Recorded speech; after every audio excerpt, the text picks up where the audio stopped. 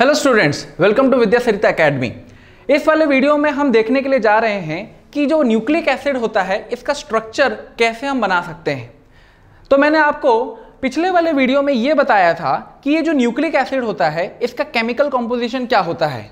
एक बार फिर से दोहरा देता हूँ, दोहराने में तो कुछ लॉस होता नहीं और ना ही सुनने में लॉस है। तो ये जो न्यूक्लिक एसिड है, ये न्यूक्लिक एसिड चाहे डीएनए हो या आरएनए हो, वो तीन चीज़ों से बना होता है। पहला फॉस्फेट ग्रुप, दूसरा नाइट्रोजन कंटेनिंग हेट्रोसाइक्लिक कंपाउंड जिसको हम क्या बुलाते हैं, बेस, और तीसरा होता है फॉस्फेट ग्रुप। ये तीनों चीजें क्या हैं, आपका चाहे आरएनए या डीएनए में किसी प्रकार से केमिकली कंपोजिशन का काम करती है। अभी आप देखो स्ट्रक्चर हम देख रहे हैं, तो सबसे पहला जो हमने देखा था कि पेंटोस शुगर मिलता है। पहले हम क्या देख रहे हैं, पेंटोस शुगर। तो पेंटोस शुगर मैं सबसे पहले यहां बना रहा हूं आरएनए के लिए। आरएनए के लिए पेंटोस शुगर बना रहा हूं, मैं यहां लिख देता हूं, this is drawing pentose sugar of RNA. तो पेंटोस शुगर आरएनए का कैसे बनता है, ये एक्चुअली एक 5 मेंबर का रिंग होता है। पेंटोस शुगर 5 मेंबर का एक रिंग होगा और इस 5 मेंबर के रिंग में आप देख सकते हैं पहले ऊपर लगेगा एक OH, नीचे लगेगा H, फिर यहां पर आप देख पाएंगे नीचे लगेगा H, यहां लगेगा OH, यहां पर अगेन OH एंड यहां पर H, और इधर आपको दिख रहा होगा दिस इज CH2OH और यहां पर आ जाएगा आपके पास H। तो आप यहां पर देख सकते हैं दिस इज 1 2 3 4 और ये हो गया 5। तो 5 मेंबर का ये बन गया। क्या बोलते हैं इसको, बीटा, क्योंकि OH क्या है, ऊपर है, तो हम इसको क्या बोलेंगे, बीटा।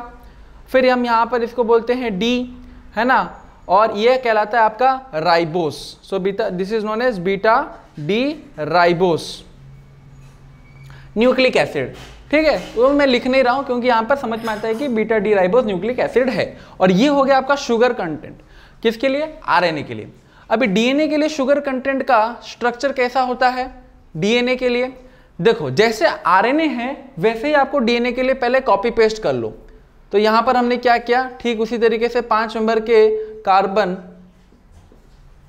को लिया और यहां पर मैंने HOH, फिर अगेन यहां पर HOH और यहां पर फिर क्या है CH2OH और इस तरफ H। तो ऐसा करके मैंने बना लिया।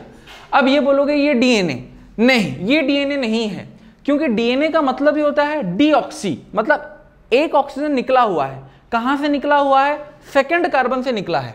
अब ये हो गया आपका पहला कार्बन, ये हो गया दूसरा कार्बन। तो दूसरे कार्बन पे जो O है ना वो नहीं है, बस इतना सा ही अंतर है आरएनए और डीएनए में, इसलिए इसका नाम हो जाता है क्या, beta D2 deoxyribose, deoxyribose.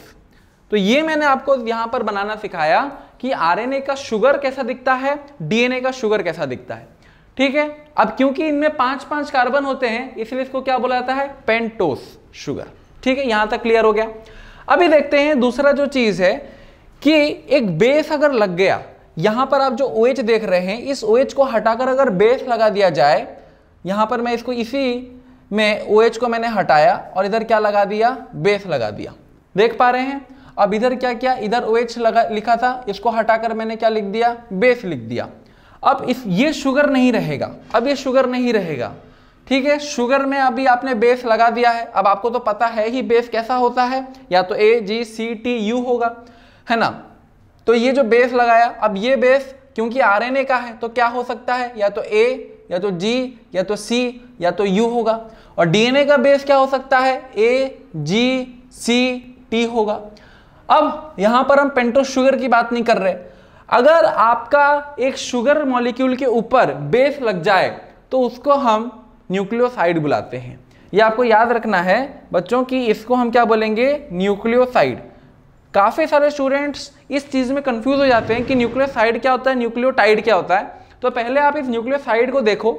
Nucleoside क्या होता है कि आपके पास एक शुगर है, शुगर में आपने क्या लगा रखा है, बेस, और इसी यूनिट को हम बोलते हैं न्यूक्लियोसाइड। क्लियर, यहां तक क्लियर है, ओके। अब ये देखो, ये जो न्यूक्लियोसाइड हमको मिला, अब न्यूक्लियोसाइड मैंने आपको बोला था कि तीसरा चीज भी होता है केमिकल कंपोजिशन का, कौन सा होता है बताओ, फॉस्फेट ग्रुप। अब वो फॉस्फेट ग्रुप क्या है, 5वें कार्बन पर लगा है। ठीक है, मैं अभी क्या करूंगा, यहां पर इधर नीचे डायग्राम बनाता हूं ताकि आप लोगों के लिए समझने में आसानी होगी। सो यहां पर मैंने बनाया O, दिस इज बेस लगा है क्योंकि ऑलरेडी पहले आपको क्या करना पड़ेगा, एक न्यूक्लियोसाइड बनाकर देना पड़ेगा। इधर बना है H, इधर बना है OH, अगेन यहां पर आ गया OH और इधर आ गया H। अब यहां पर क्या है आपके पास H और इधर है CH2, ठीक है ना। अब इधर O, अब यहां पे O लिखा। अब यहां पर मैं क्या जोड़ रहा हूं, 5वें कार्बन पर मैं क्या जोड़ रहा हूं, एक फॉस्फेट ग्रुप जोड़ रहा हूं। तो फॉस्फेट ग्रुप कैसे जोड़ेंगे, P, यहां पर लिखा है डबल बॉन्डेड O, यहां पर आ जाएगा O माइनस और इधर आ जाएगा O माइनस, PO4 है ना, 3 माइनस और उसमें से 1 माइनस इधर लिंक हो गया है। तो ये हो गया आपका फॉस्फेट ग्रुप जुड़ गया।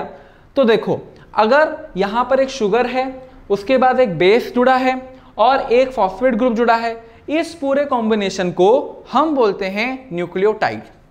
याद रहेगा, इस पूरे कॉम्बिनेशन को हम क्या बोलते हैं, न्यूक्लियोटाइड बोलते हैं, ठीक है। तो मैं यहां पर डीएनए का जो आपको ये दिख रहा है वो डीएनए का एज इट इज बनाओ और 5वें कार्बन पे OH को हटाकर ऐसा ही फॉस्फेट ग्रुप यहां पर छाप दो, तो आपको डीएनए का क्या मिल जाएगा, न्यूक्लियोटाइड मिल जाएगा। अब देखो ध्यान से कि हम न्यूक्लियोटाइड को कैसे डिफाइन कर सकते हैं। न्यूक्लियोसाइड, ये हो गया nucleoside, nucleoside plus phosphate group, देख पा रहे हैं, nucleoside plus phosphate group is equal to क्या कहलाता है, न्यूक्लियोटाइड, है ना।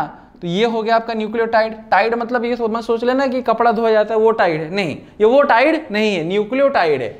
अब ये न्यूक्लियोटाइड जैसे हो गया आपका एक, फिर एक और एक न्यूक्लियोटाइड आएगा, फिर एक और एक न्यूक्लियोटाइड आएगा। तो एक न्यूक्लियोटाइड जब दूसरे न्यूक्लियोटाइड से जुड़ा है, दूसरा तीसरे से जुड़ा है, तो वो जब जुड़ने लगता है, ऐसे एक लंबी चेन बनने लगती है, वो चेन को हम न्यूक्लिक एसिड बोलते हैं। आपको समझ में आ गया मैंने क्या बोला। जब न्यूक्लियोटाइड आप क्या करते हैं, सम करने लगते हैं, मतलब बहुत सारे न्यूक्लियोटाइड लेने लगते हैं, ठीक है, from n is equal to 0 to n is equal to capital N, मतलब इन्फिनिटी न्यूक्लियोटाइड्स अगर आ गए तो उसको जोड़ देने से आपको क्या मिलेगा, आपको मिलेगा न्यूक्लिक एसिड मिलेगा। So nucleic acid is a polymer of nucleotides. Clear है, बहुत ही सिंपल तरीके से, बहुत ही क्लियरली आपको न्यूक्लिक एसिड यहां पर मैंने बताया है।